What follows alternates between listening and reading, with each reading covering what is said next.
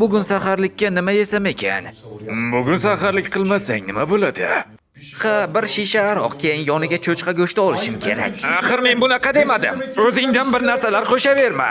Bunchalik halol ishlashni nima keragi bor? Hojatxonaga borib dam olmaymizmi? Kassadan pul o'g'irlasam-chi? Bu gapni qayerdan olding? Har kuni 300 ming so'mdan olsam, bir oyda 7 million bo'ladi. Qo'y ahmoq, 9 million bo'ladi-ku. Bu gaplarni men aytmayapman. Ijara haqlari ko'tarilibdi. Unda sen ham ko'tar. To'g'ri. Men bularni bola chaqasi bilan haydab solaman. Keyin yaxshiroq ijarachi topaman. Men unaqa narsa aytmadim-ku. Men hech narsa qilmayapman. Hech narsa.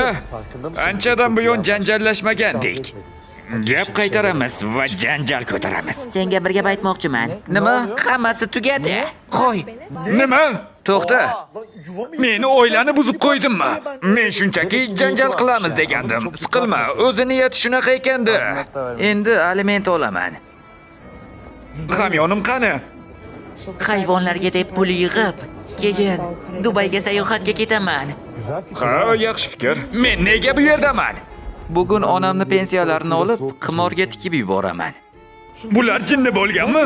Aqldan o'zib qolishibdi.